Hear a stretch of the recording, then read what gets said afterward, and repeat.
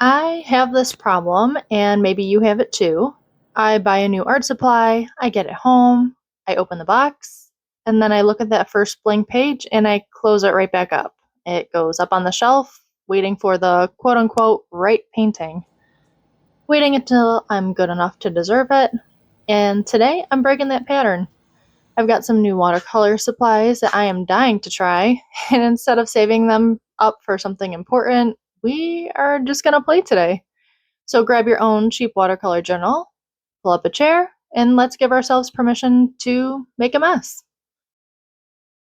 Hi friends, and welcome back to Highlands Artistry. If you are new here, I am Rachel, and this channel is basically one long invitation to pick the brush back up, no matter how long it's been sitting in the drawer. Whether you are a beginner, just starting out with watercolor, or if you're picking it back up after years away, this one is for you. Today's video is a simple one, and on purpose. I picked up some new watercolor supplies that I've been wanting to test, some new Holbein watercolor tubes, and a little Escoda brush. Instead of doing a formal review with a serious piece to match, I am going to swatch through the new colors in a budget watercolor journal, and then just paint something small. No reference photo pressure, no this has to turn out kind of energy. Just play. So stick around because partway through, this turned into far more than a supply test for me. I found myself thinking about permission, the kind we give ourselves and the kind we don't. Let me show you what I'm playing with today. I have these new Holbein colors, and right now they remind me of a peacock, but I think I'm going to paint a little mountain scene with them today. These colors are colors that I wouldn't normally choose. I choose more traditional colors, but today we are breaking that mold, stepping out of our comfort zone, and just playing with colors that make us feel happy. And I'm putting them straight into this, a budget watercolor journal, not my nice cold press block, not the paper that I've been saving, this one. Here's why that matters more than it sounds like it should. If I open up my good paper right now, some part of my brain automatically starts grading the painting before I've even wet a brush. It has to be worth it. It has to be good enough to justify the page. And that pressure is exactly what keeps a lot of us from ever trying the new color or the new technique, the new anything. A budget journal takes that voice out of the room. If this page turns to mud, it cost me about 67 cents. There's nothing here to protect, which means there's nothing standing between me and just trying it. Okay, let's actually swatch these. I like to do this before I ever try to paint something real because a swatch chart tells you the truth about the color before you've committed a whole painting to it. I'm just watching how these colors move and how fast the water pulls the pigment across the page, bloom on its own or stay put. None of this is wrong information, it's just information. That's all a swatch chart is. Honestly, there's something almost childlike about this part of the process. No plan, no pressure to make anything. Just watching what a color does when you let it. Matthew 18:3 tells us, "Unless you change and become like little children, you will never enter the kingdom of heaven." I think about that verse more than you'd expect for someone holding a paintbrush. Kids don't swatch color to prove anything. They just want to see what it does. Somewhere between childhood and now, a lot of us traded that curiosity for a need to already be good at things before we're allowed to even try them. And this chart is me trying to take that back. Can I just say the quiet part out loud for a second? I think a lot of us treat our art supplies like they're going to disappear if we use them wrong. Like there's only so much good paint, so much good paper, and so much good time. And if we spend it on something that doesn't exactly turn out, we've lost it for nothing. But that's not actually how any of this works. The paint doesn't run out because you played with it. The skill doesn't get used up. If anything, it's the opposite. The piece that doesn't count is usually the one that teaches you the most because you were loose enough to actually notice something. Zephaniah 3:17 tells us, "The Lord your God is with you. He will rejoice over you with singing." I love that this verse doesn't say that God is auditing us. It says that he rejoices in us. He sings. That's the posture I want to bring to this journal. Not prove that you deserve this, but come delight in this for a minute. And if that's how we're loved, maybe that's how we're allowed to create too. Not to earn it, but because it's genuinely a good gift to enjoy. So that's the permission slip for today for the both of us. You're allowed to open a good pan of paint. You're allowed to try the technique you'll probably mess up. Today counts, even if nothing about it is impressive. All right, let's make something. I'm keeping the subject small on purpose. We are doing a miniature landscape inspired by the Adirondacks. Small means low stakes, and low stakes is the whole point of today. I'm sketching this in about 90 seconds, no erasing, and using a colorful pencil. If a line's wrong, then it stays wrong. I'll paint over that. The goal isn't a perfect drawing, it's just enough of a map to know where the water's allowed to go.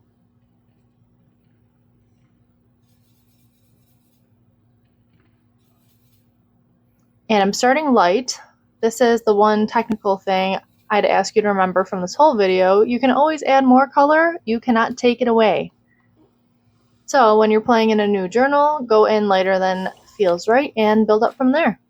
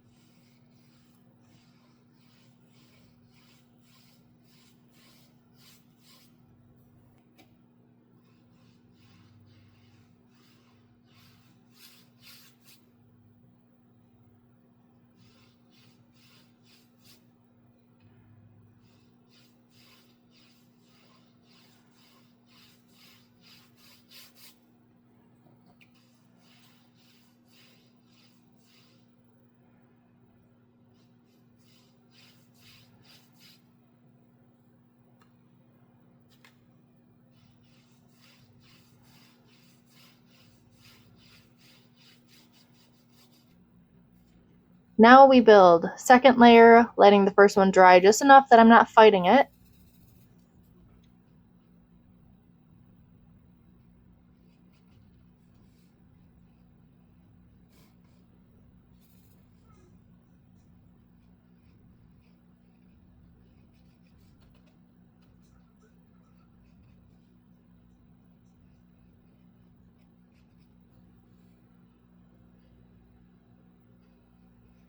Okay, see that? That's not what I planned. I messed up my horizon line.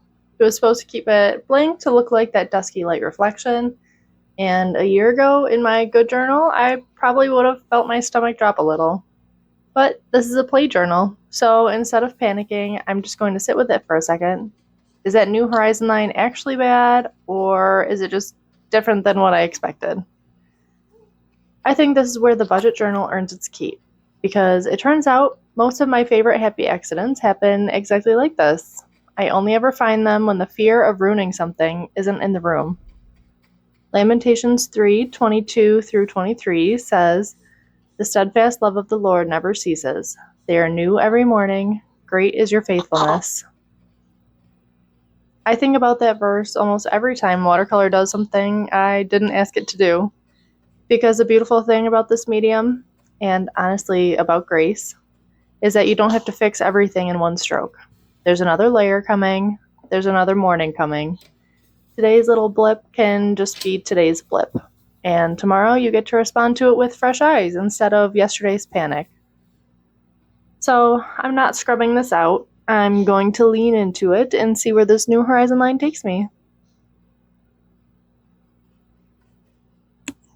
Adding my darkest darks last, a subtle temperature difference between the sky and the water helps add a little definition, not a lot. It's still meant to look like what it is, a quick, loose mountain steady.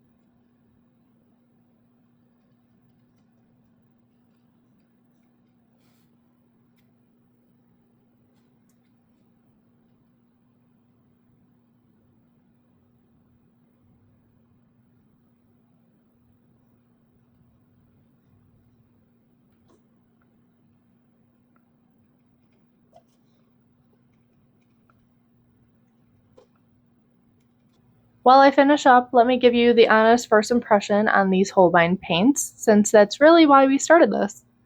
I love how bright and pigmented these colors are. They blended and layered up nicely, and after such a positive experience in a budget watercolor journal, I'd be curious on how they perform on my Arches professional watercolor paper. And for that fact, how they blend with other brands like Da Vinci and Daniel Smith. My first impression on this brand is that I really enjoyed working with them, and I recommend giving them a try. As with any watercolor line, each color has its own internal rating system, how transparent a paint is, its light fast rating, staining capabilities, etc. So if you want to sell your work, I would double check the light fast rating before adding any of these to your palette. I'll always tell you the truth about a product here, good or not, and that's the whole deal of this channel. I'm not going to tell you to buy something I wouldn't sit down and use myself. James 1:17 tells us, every good and perfect gift is from above, coming down from the Father of lights. Even something as small as a new tube of paint, I don't take it for granted. Having the time, the hands, the little bit of extra money to try something new is a genuine gift, not something owed to me. That's part of why I don't let it sit in a drawer unused.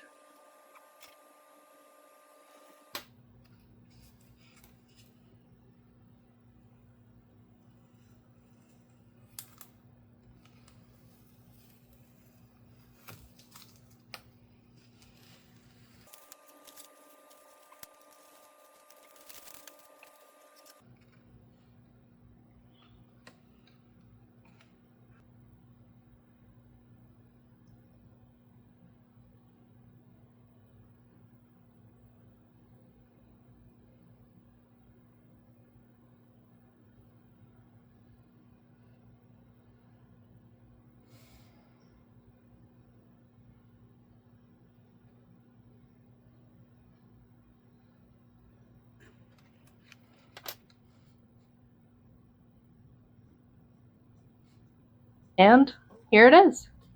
It's small, it's a little wonky in places, that horizon line is still sitting right there in the middle of it, unfixed, and I actually love it more because of that.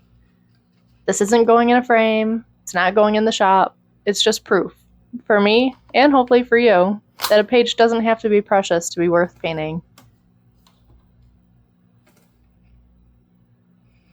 Psalm 118:24 tells us, this is the day that the Lord has made, let us rejoice and be glad in it. Not the day you finally get good enough, not someday when you've earned it, this day. Today's page. That's the one you're allowed to enjoy. So here's my challenge for you this week. Pull out the supply you've been saving, grab the cheapest journal or scrap paper that you own, and just play in it. You don't owe anybody a finished painting. You're allowed to just see what happens. And if you try it, I would genuinely love to know. Tell me in the comments what supply you've been holding on to and what you finally let yourself try. I read every comment, even if it takes me a minute to respond. And if a video like this is useful to you, subscribing helps this channel keep going, and it's free. I'd love to have you stick around. And if you ever want to see where some of my finished Let's Play pieces end up, there's a link to my Etsy shop down in the description below. Until next time, go easy on yourself. Stay creative, stay faithful, and stay rooted in grace. Bye, guys.